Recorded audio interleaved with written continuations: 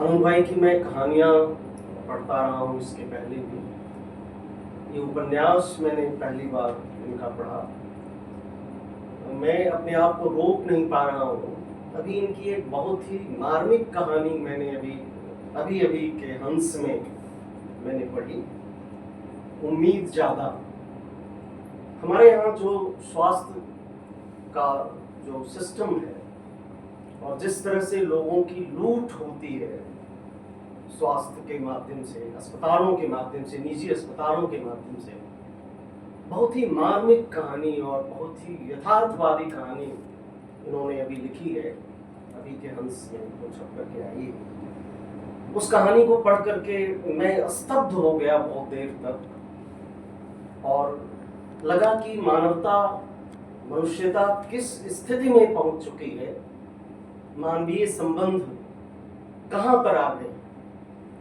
तो इस तरह की यथार्थ को बहुत ही मार्मिक ढंग से अपनी कहानियों में व्यक्त करते रहे हैं। इसके पहले भी इनकी कहानियां मैं पढ़ता रहा हूँ। आज जो मैं अपनी बात केंद्रित करूंगा वो उनके उपन्यास रेतीला पर करूंगा। मित्रों, ये जो पूरा का पूरा उपन्यास है, ये एक आदिवासी गांव जो पहाड़ों के बीच में, पेड़ों के बीच में, नदी के साथ रहने वाला एक आदिवासियों का गांव है। उस आदिवासियों के गांव पर यह लिखा गया केंद्रित उपन्यास है। इसमें जो आदिवासी जीवन का जो प्रकृति के साथ जुड़ाव है, जो रागात्मक लगाव है, जिस तरह से वे प्रकृति की लय के साथ जीते हैं, प्रकृति के साथ उनका एक पारस्परिक संबंध होता है, उस संबंध को बहुत ही रचनात्मक ढंग से उपन्यास की शुरुआत में ही वो व्यक्त करते हैं। आपने ये भी देखा कि जो अंश पढ़ा गया कि वहां किस तरह से प्रकृति से सारे के सारे जीव जंतु, यहाँ तक कि वनस्पतियां, सब उस प्रकृति से जुड़ी हुई हैं, और उसी प्रकृति का हिस्सा मनुष्य भी है, और मनुष्य भी उसी तरह से प्रकृति से जुड़ा हुआ है। मुझे लगता है कि प्रकृति की जो अंतर निर्भरता है, कि एक तरफ समुद्र नदी को बुला रही है, आवाज दे रही है, तो दूसरी तरफ नदी की आवाज को उसमें रहने वाली वनस्पतियां भी सुन रही हैं, उसके घोंघे भी सुन रहे हैं, उसमें रहने वाले दूसरे जीव जंतु भी सुन रहे हैं, आपस के पेड़ भी सुन रहे हैं। ये जो एकतांता है पूरी की पूरी प्रकृति में, अंतर निर्भरता है, पारस्परिकता है। मुझे लगता है कि प्रकृति में कोई भी चीज फालतू नहीं होती, बेकार की चीज नहीं होती।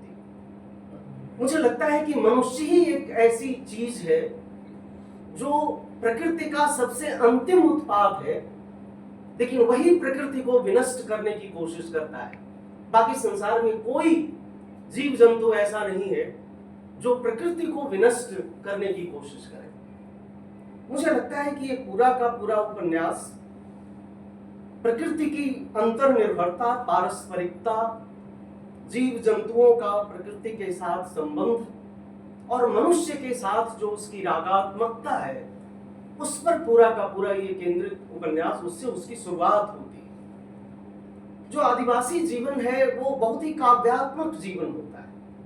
आदिवासियों का जीवन प्रकृति की लय के साथ एक तरह से वो उनका जीवन शामिल होता है, और एक गहरी संलग्नता उनमें प्रकृति के साथ दिखाई पड़ती है।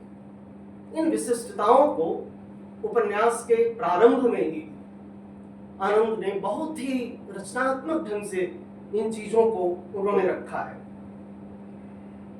उसके बहुत ही सुंदर बिंब उन्होंने प्रस्तुत किए हैं। एक चीज इसमें और है इस उपन्यास में मित्रों की, आज जो पूरा का पूरा हमारा दौर है, समय है, वो धार्मिक संकीर्णता का, धार्मिक उन्माद का समय है। निरंतर कई वर्षों से आप देख रहे हैं कि हमारे समाज में निरंतर एक खास समूह के प्रति, एक खास धर्म के प्रति एक घृणा, नफरत का माहौल फैलाया जा रहा है। एजेंडा सिर्फ एक ही है कि कैसे इसको अन्य घोषित कर दिया जाए और कैसे पूरे समाज को एक अलग अलग हिस्से में बांट दिया जाए। इसकी कोशिश लगातार हो। मुझे लगता है कि एक रचनाकार कहीं न कहीं इन चीजों का अगर विरोध नहीं कर सकता तो ये उसका एक प्रति संसार तो रच ही सकता है।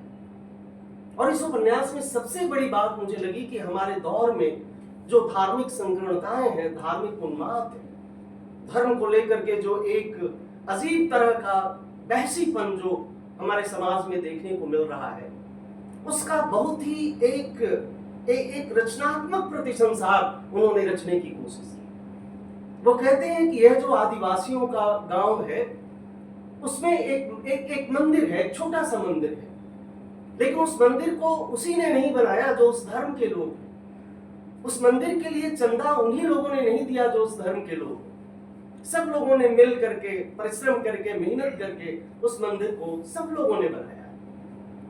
उस मंदिर के सामने जब एक इस्लाम धर्म का मानने वाला जब जाता है, मुस्लिम जाता है, तो उसमें जो बूढ़ा देव उस मंदिर में रहते हैं, उनको लगता है कि मैं बाहर निकल जाऊं और इसको मैं खाली कर दूं।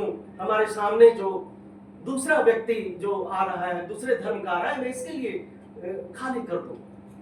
वही बूढ़ा देव के सामने जब कोई ईसाई धर्म का व्यक्ति मानने वाला आता है, तब उनको लगता है कि मैं अपने आप को ईसा मसीह में तब्दील करूं। ये जो धर्म के प्रति ये जो विराट दृष्टिकोण है, धर्म के प्रति यह जो उदार दृष्टिकोण है, मुझे लगता है कि धर्म लोगों को यही सिखाता है। धर्म लोगों को कभी भी नफरत करना, कभी भी एक दूसरे की हिंसा करना, उन्माद करना नहीं सिखाता है। मुझे लगता है कि इस धर्म के स्वरूप को बहुत ही खूबसूरत बिंबों के माध्यम से, चित्रों के माध्यम से इस उपन्यास के प्रारंभ में ही वो रखते हैं। और मुझे लगता है कि वो एक तरह से हमारे समय का एक प्रतिसंसार इस उपन्यास में रचने की कोशिश करते हैं। एक दूसरी सबसे बड़ी दिक्कत ये है मित्रों कि ये जो पूरा प्रकृति का, जीवन का, मनुष्य का कि जो लय है, आंतरिक लय है, इस आंतरिक लय को हमेशा तोड़ने की कोशिश सबसे पहले पूंजीवाद ने की। मनुष्य और प्रकृति के रिश्ते को सबसे पहले तोड़ने का काम उसने किया है। ये जो आदिवासियों का सुंदर सा गांव है, जो पेड़ों की झुरमुट में अपने आप को छुपाया हुआ है, जो एक चंचल बच्चे की तरह कोई जब उसके पास जाता है तब वो जाता है। जैसे ही इस गांव में ठेकेदार का प्रवेश होता है, रेत खनन करने वाले ठेकेदार जैसे ही आते हैं, तो उस पूरे गांव की जो लयात्मकता है, उस पूरे गांव का जो संगीत है, वो टूटता है, उसकी लय भंग होती है। और पूरे के पूरे रात भर जो वे आदिवासी कभी स्वप्न में डूबे हुए होते थे, अब उन आदिवासियों की हाइवा की आवाज सुनाई देती है, गाड़ियों के आने जाने की आवाज सुनाई देती है। वे बच्चे जो नदी में खेलते थे, अब रेत खनन करने के बाद उसमें गड्ढों में पड़े हुए गड्ढों में डूब कर मर रहे हैं। और पूरे उस गांव की जो शांति है, वो किस तरह से धीरे धीरे विनष्ट होती है। ये कैसे एक रेत का ठेकेदार आता है और कैसे उस पूरे गांव के सौंदर्य को, उसकी पूरी लय को, उसके पूरे संगीत को कैसे खत्म कर देता है, ये उपन्यास बहुत ही प्रतीकात्मक ढंग से उसको रखने की कोशिश करता है। मित्रों, एक विशेष बात मैं देख रहा हूं वर्तमान दौर के पूंजीवाद में, कि जब पूंजीवाद की शुरुआत हुई थी तो वो औद्योगिक पूंजीवाद था और एक तरह से प्रतिस्पर्धा करने वाला पूंजीवाद था। लेकिन आज का पूंजीवाद आप देखेंगे कि वो लुटेरा पूंजीवाद है। वो लूट रहा है, प्राकृतिक संसाधनों की लूट कर रहा है। बड़े बड़े अमेरिका जैसे देश है जो लोकतंत्र के अपने आप को प्रतिस्थापक मानते थे दुनिया में, आज वो डील कर रहे हैं किस चीजों की? प्राकृतिक संसाधनों की डील कर रहे हैं। अपने सारे आदर्श, सारे मूल्य को त्याग करके सारा ध्यान प्राकृतिक संसाधनों पर है, प्राकृतिक संसाधनों की लूट पर है। चाहे वो जमीन में पड़े हुए खनिज हो, या नदी में पड़ी हुई रेत हो, या किसानों की जमीन हो, या जंगल की जमीन हो, ये सारे संसाधनों की लूट का ये दौर पूरी दुनिया में चल रहा है। मुझे लगता है कि ये जो पूंजीवाद का बहुत ही बर्बर दौर है, पूंजीवाद की भी कभी कुछ अच्छी चीजें थी, लेकिन आज वो अपनी सारी बुराइयों के साथ पूरे अपने नग्न रूप में हमारे सामने है।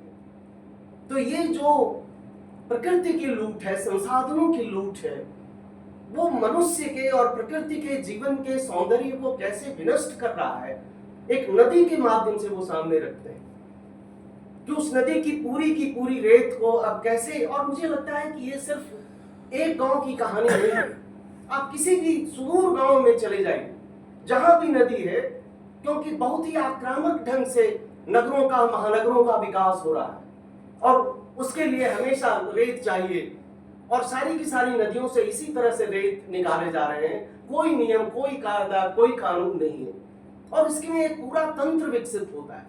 उस तंत्र की ओर भी इन्होंने इशारा करने की कोशिश की है कि उसमें ठेकेदार शामिल है, उसमें पुलिस वाले शामिल हैं, उसमें नेता शामिल है, उसमें प्रशासन के लोग शामिल हैं, उसमें जो न्याय करने वाले हैं वो न्यायाधीश शामिल हैं। इस पूरी की पूरी प्रकृति की लूट में कैसे पूरा का पूरा हमारा तंत्र शामिल है, कैसे पूरा का पूरा देश का तंत्र शामिल है, इन चीजों को हम देख रहे हैं। तो एक नदी के माध्यम से और नदी की रेत की खुदाई के माध्यम से हमारे समय के जो पूंजीवाद का चरित्र है, लुटेरी पूंजीवाद का चरित्र है, मुझे लगता है कि उसको उभारने की कोशिश इस उपन्यास में की गई है।